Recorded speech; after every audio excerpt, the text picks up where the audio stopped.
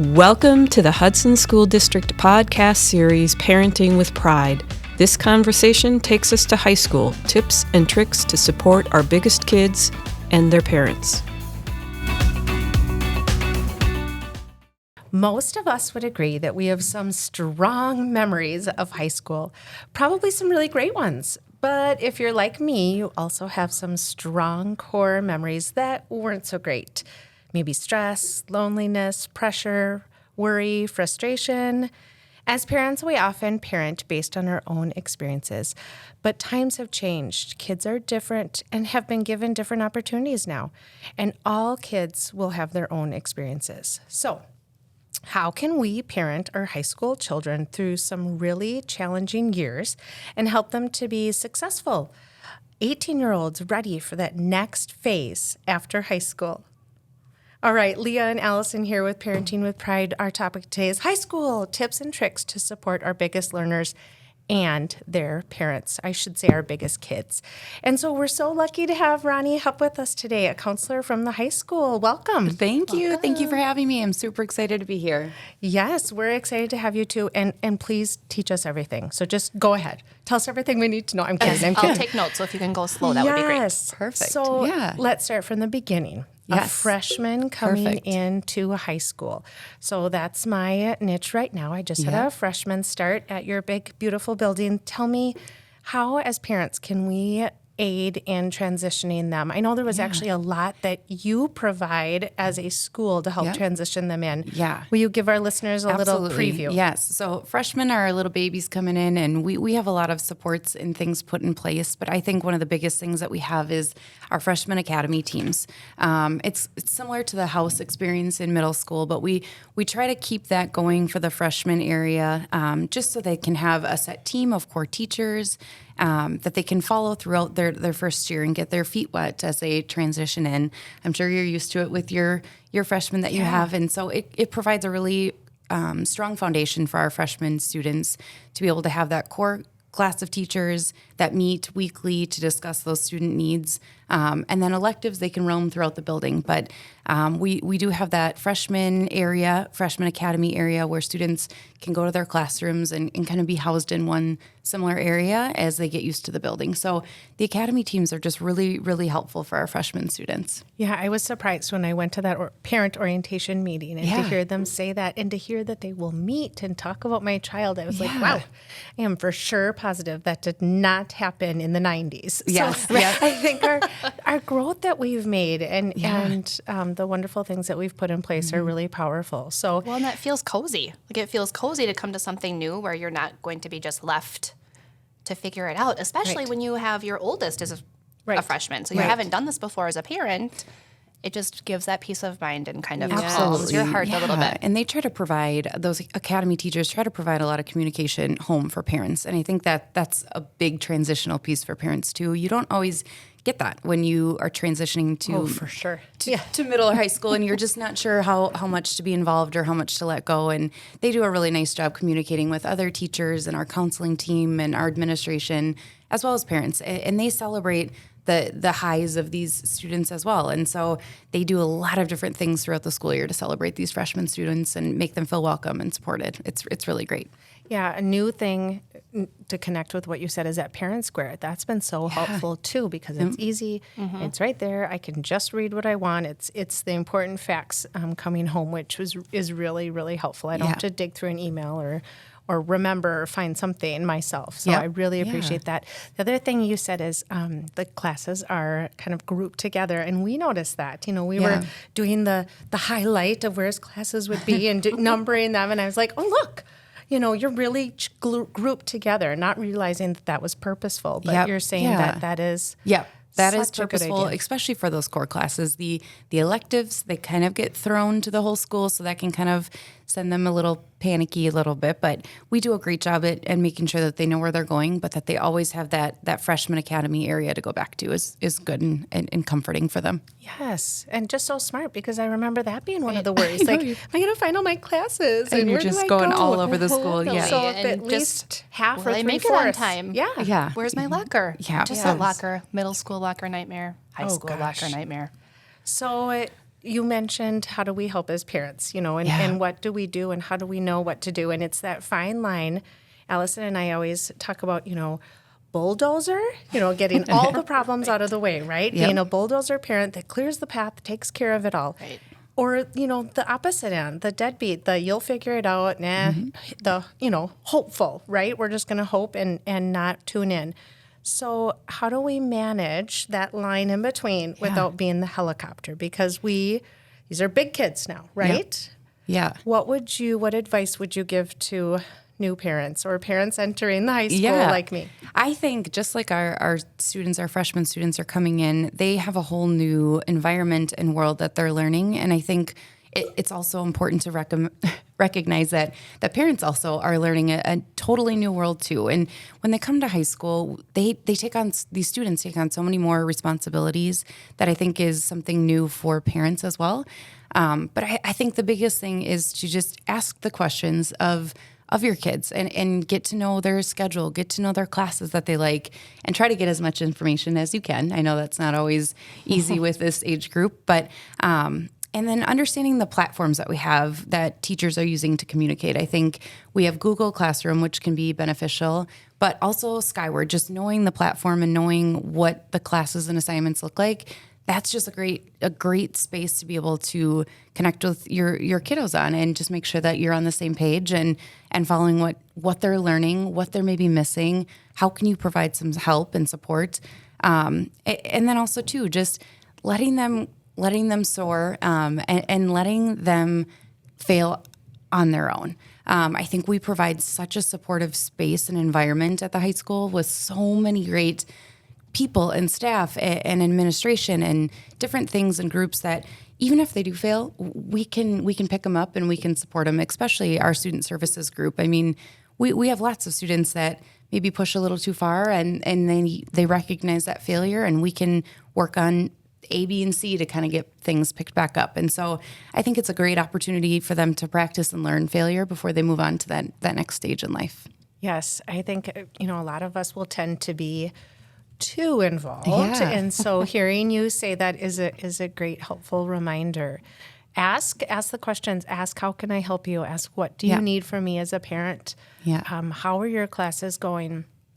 It's real easy for us as parents right now to check in on grades. That wasn't always accessible. So having that and having that be a starting point for the conversations. Yeah, and I think the other tool that we use is email. A lot of parents will use email, and students, we encourage them to use email as well. So just another tip could be, if you really want to reach out to a teacher, initiate that with your student and have them write the email, have them copy you on this email to teachers so everyone's on the same page and at least you know where to kind of guide your questions at home. It can be really helpful. Yeah, something you said I want to point out is have them write the email. Yeah. We had that situation come up, and it was really asked of me, no, Mom, you just do it. Can you just do this? And I said, well, I'll help you. Yep. But this needs to come from you. Absolutely. You're at this age now, and sports is something, too, where there's a lot of responsibility given to them and not a lot of communication given out compared to previous years with sports and events where I'm, it's all on my calendar or I'm all in charge of it. And so that was a big learning curve for us. It's a big and shift. Then remembering to praise them when they can step up to those moments. I think Allison and I talk about that a lot outside of the podcast, like catching them being good, catching them doing meeting Leah, the that's expectation. such a good point. Yeah. Because it's going to be hard. Change is hard, and having more responsibility, especially, with extracurriculars and clubs and different things. And it's brave. It's brave to go out for things, sports and activities. And try and something new. Clubs. It's brave. I think it's good to remember, too, that it's really easy to lay on praise for little kids. Like I think about my kids at home are 5 and then 10 and 10. So we're not even into the middle school years yet, but it's very easy for me to find things that my 5-year-old is doing well that I can say, oh, I'm so proud of you. This is such a great job you're doing reading. Look at how strong your reading muscles are. With my 4th graders, they're really into academics and their sports. So it's really easy to think about things I can praise them for when I notice it. And especially when they're at home and I'm trying to get them to do chores, right?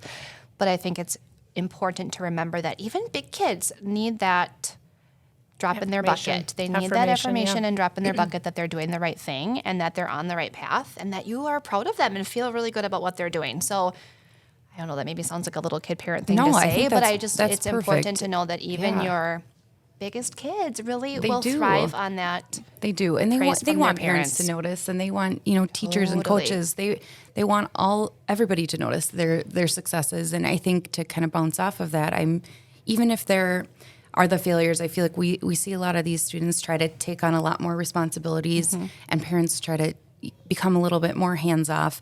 But there will be those small failures or even big failures. But it's still important for parents, I think, to come in at those times and recognize, even though this was a failure, I'm super, super proud of everything that you've accomplished so far. We're going to take a pause because I keep hearing them in my ears. The hallway. Oh, okay. It's okay. Shh. I mean, they're your kids. I know. I try really hard every day. I like her sitting quietly. You're following my expectations. Oh, gosh. Thank you so much for being responsible. Something I'm going to come back to is how that praise sounds when you're giving praise to a teenager. Okay. And how they might not like it. I'm saying this out loud, so don't forget. Yeah. And how they might not look like they like it. Yes. And then I'm also going to talk about What? a mistake that we went through and how, letting them go through that mistake and what that looked like. Yeah. So Great. Well, and maybe even not forget, don't forget that. Hi, ladies. I don't know. We just think about elementary school as the safest place to make a mistake. Don't forget that high school kids are still kids. Yeah. And the teachers and counselors are there to make sure that they are. Especially before, I won't say this specifically, but when they turn 18, it's like it is a different ballgame. And we still have the sense of control a little bit with these age group when they're in high school to be able to kind of step in and implement all the last kind of final things before they move on to the next chapter. Yeah. Yeah. Just stay little. You worked it in perfectly because I was writing down a note. We need something about risk and failure because I wasn't seeing it, and then it just came in. And did it. Perfect. Gosh, it's like you're a natural. Oh my gosh, I love it. I need this to be different. I know it's hard to not That's not going to work. see everybody.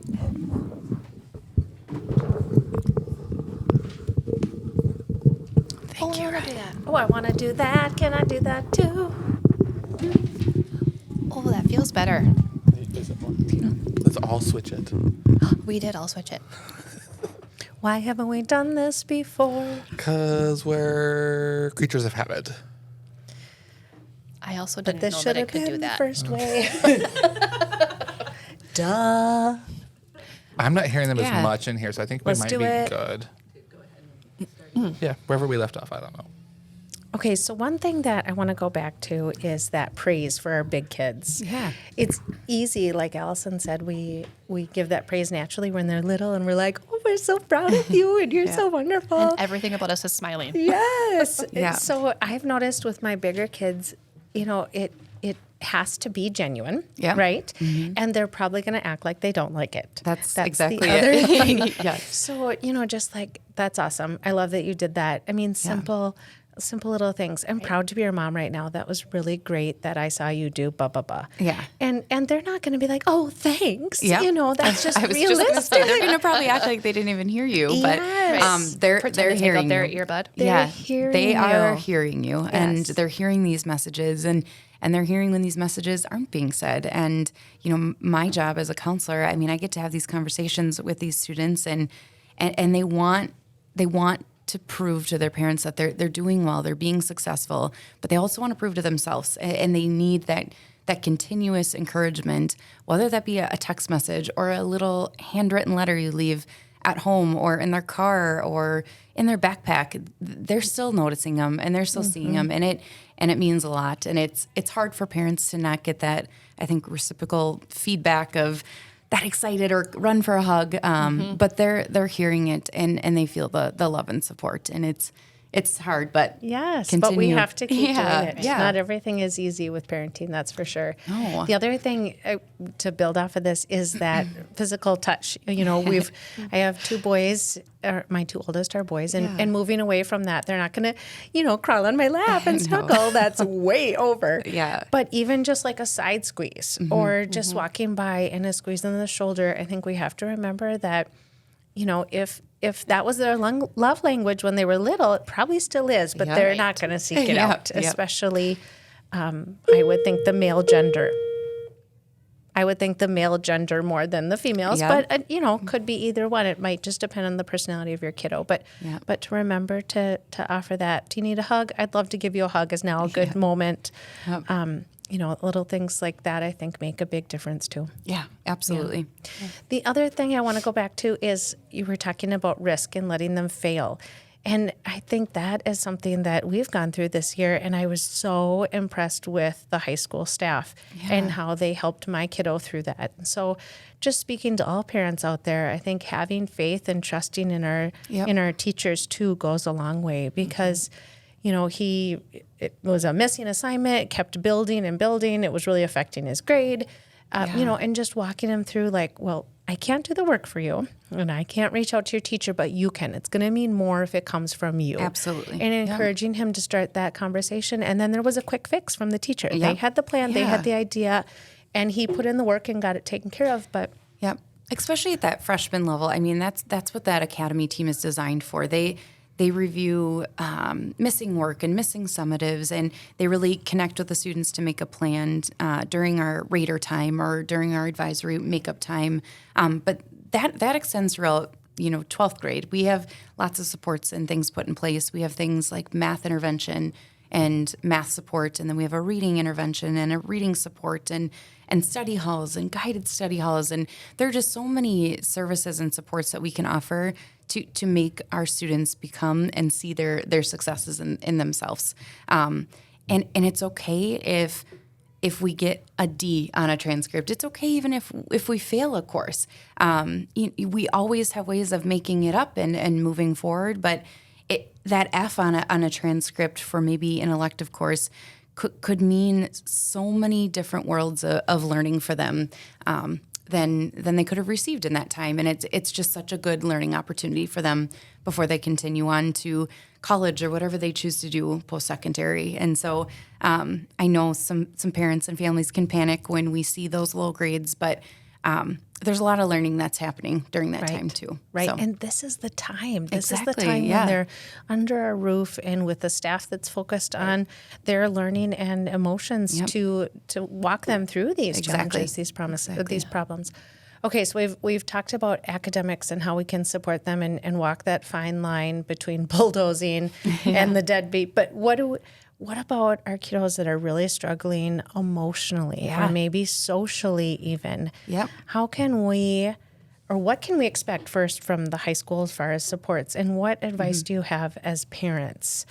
Yeah. Again, we're probably not going to know. We're probably going to see things. So things you might see, really limiting themselves from social interaction at home, becoming a lot more withdrawn, things like that, or a lot more tears, a lot more anxiety, maybe fast, quick to anger, things like that. What can we do as parents? Yeah, I think one of the biggest things, and I can speak for our counseling team, I think what's really great is when parents still reach out to us, just because we're at the high school level doesn't mean it's just students and staff. I mean, we still encourage a lot of family communication, especially when there's things that you might be seeing at home or some drastic changes in your students' behavior that, they're maybe not willing to open up to you about, but let's connect with a counselor. And so we encourage families to call us and send us an email and let us know some changes that you've seen, and we can talk through these things on the phone. And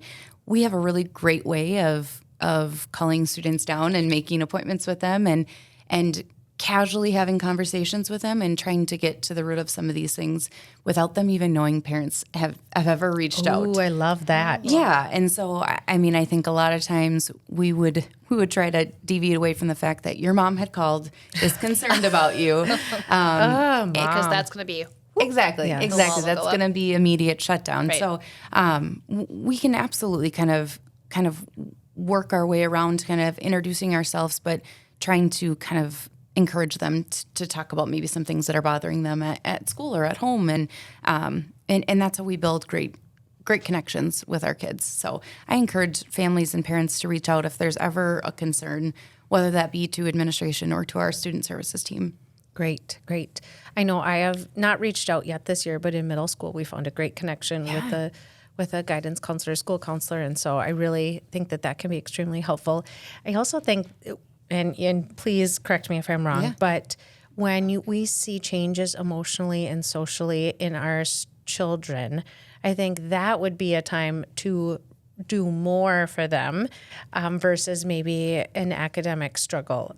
So I'm going to want to reach out because maybe if they're in a place, they might not mentally be able to make that connection, especially if they're in really we call it the blue zone around us, elementary here, people. But when they're in that blue zone, it might be really hard to advocate that I need help. I'm really struggling. I'm really stressed. I'm really anxious. I'm feeling really sad, or not even be able to pinpoint it, not even know. Right. You know what, I think that brings up a good point of, sometimes a student might not even be on our radar, but if we start seeing that they're struggling academically and we're setting up appointments and meetings with them to just talk about maybe a failing grade or missing work, we have the opportunity to kind of start digging around and finding out that this is nothing to do with academics. This is more a social, emotional, mental health focus, and that's where we can set the academics aside for a minute and we can focus on what the root issue is, whether that, again, be at home or if it's something that we need to change at school. And if we have students that come to us and that is a concern, we always then can reach out to families and talk about how we can bridge that gap from home to school and get that student in a better space. If that's for mental health supports or if that is academic supports, we look at it all. I love that. I love that whole child. And I love that you're encouraging parents to reach out. I think or at least my lens is, I don't want to do too much. I want to kind of hold back. I want him to, make those moves or assert for himself. But I think there is a point where they're still going through a lot of hormonal changes. And if you tuned in a couple episodes ago, we talked about those hormones and how they can really block our receptors to make good choices. Yeah. So, and assert for ourselves. So I think that's really great. All right, changing gears. Yeah. Any tips or tricks as far as being a parent who's going, the activities, the clubs, the different deadlines, the different things that come up? I don't always hear about it. And so I'm checking Parent Square, but he's not always knowing and keeping me in the loop with things. I know we talked about Parent Square. Anything else as far as, keeping them on track and keeping them regulated with their schedule? Yeah. So I think, we try to push out a lot of announcements on their Google Classroom page. They have a class of whatever year they're graduating. So class of 2024, 2025. And we try to push out a lot of whole school announcements in there. But also I think the Hudson, our high school webpage is good. There's a lot of different platforms that you can get information, and it can kind of be tricky to pinpoint exactly. But you are always welcome to call and ask a specific question or email just to make sure that you're not missing anything. And I think always just making sure your Skyward information is up to date, and we have the best email and phone number, I think, to reach everybody. That way we can make sure to get the information out. But and trying your best to connect with your student to see if they can give you that information, which isn't always the most helpful or most reliable. But yes. Just continuing to check those platforms and looking for announcements and trying to make the best calendar for the upcoming events, I think would be the most helpful. Calendar, that's something I know Allison and I have mentioned before.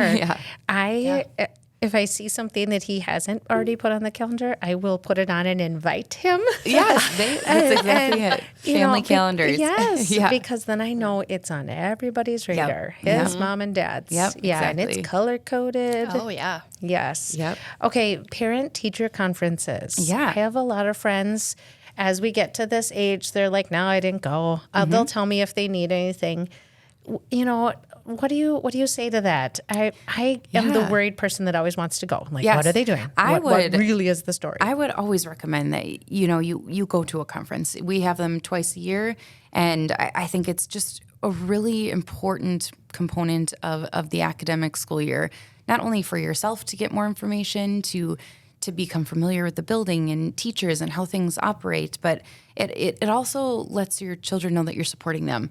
Whether they have all of their work in, they have all A's, it's still that you're showing up and you're connecting with their teachers. I think it's just so important. And so we offer one day where you can schedule appointments with teachers. Yeah, I saw that. Yep, and that can work if that works best in your schedule. The other day is like open arena style. So no set appointments, but you can come in, meet with different teachers, and then on both days, our entire counseling and administration team is available. If you ever pop in and ask specific questions or just do a meet and greet, talk about anything, transcripts, schedules, we're always available on those dates too. So wonderful. It's just a good time. Yeah. I saw those 2 different platforms, and I think that's really great to offer to parents. Yeah, and you're welcome to come to both. If you feel like you missed somebody or you need some Yes. clarification, absolutely come to both. Yeah. Thank you so much, Ronnie. This has been wonderful having you here. Yes, it's been a pleasure. I can't wait to have you back some other Yes, time. thank you so much. Thank you for tuning in, Parenting with Pride. We have a lot more conversations ahead in our Parenting with Pride series. You can find the Hudson School District Podcast Library on our website, hudsonraiders.org, under the Families tab, and on Spotify. If you have questions, send an email to connections@hudsonraiders.org.